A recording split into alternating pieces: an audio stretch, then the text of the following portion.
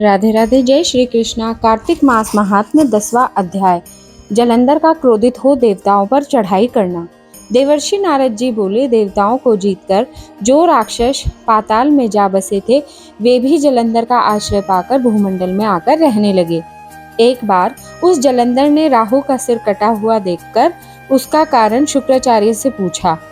तब शुक्राचार्य ने सब कथा कही कि किस तरह समुद्र मंथन करके 14 रत्न देवताओं ने हरण किए और दैत्यों की हार का वर्णन किया।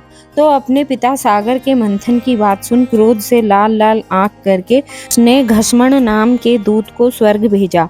सुधर्मा सभा में प्रवेश कर अखरव मोली वाक्य को इंद्र से कहता हुआ घस्मण बोला, सागर के पुत्र जलंधर ने अपना दूत बनाकर मुझे भेजा है। उसने जो कहा है वह सुनिए। तुमने मेरे पिता समुद्र को क्यों मथा, और वहां से जिन रत्नों को जो तुम ले आए हो उन्हें दे दो। इस प्रकार दूत का वचन सुनकर विस्मित होकर भय और रोष से इंद्र घस्मर से कहने लगा, हे दूत, हमने जो सागर का मंथन किया था सो सुनो।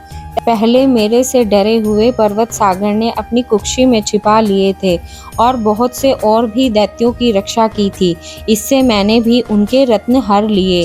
पहले सागर का पुत्र शंकासुर भी देवताओं से बैर रखता था, वह भी समुद्र के भीतर छिप गया। उसको मेरे छोटे भाई ने निहित किया। अब तुम जाओ और समुद्र मंथने का समाचार जलंधर से कहो। नारद जी बोले, तब वह दूत इंद्र से विदा हो पृथ्वी पर आया और इंद्र का वृतांत जलंधर से कहा। यह सुनकर दैत्य क्रोध से कांपने लगा। देवताओं को जीतने के विचार से चारों दिशाओं तथा पाताल से करोड़ों दैत्य शुंभ निशुंभ आदि सेनाओं को लेकर आने लगे। उस दैत्य ने स्वर्ग में जाकर नंदन वन पर अधिकार कर लिया। तब तो देवता भी अपने अस्त्र शस्त्र सहित अमरावती से बाहर निकले। देवता और दानवों में घोर युद्ध होने लगा। मूषल, परिधि, बाण, गदा, बर्छी, फरसा आदि शस्त्रों से एक दूसरे को मारने लगे। दोनों तरफ से हाथी, घोड़ा सवार आदि के मरने से वहां रुधिर की धारा बहने लगी। युद्ध में जितने दैत्य मरे उन सबको शुक्राचार्य ने मृत संजीवनी वर्षा कर जीवित कर दिया। इधर बृहस्पति जी ने भी सब देवताओं को जीवित कर दिया। देवताओं को पुनः जीवित देख जलंधर शुक्राचार्य से कहने लगा कि हमारे मारे हुए देवता फिर कैसे जी उठे। आपकी यह मृत संजीवनी विद्या तो और किसी जगह सुनी ही नहीं है। तब शुक्राचार्य बोले, बृहस्पति ने द्रोणाचल से दिव्य औषधियां मंगवाकर इन देवताओं को जिला दिया है, इसलिए तुम द्रोणाचल को ही हर लाओ।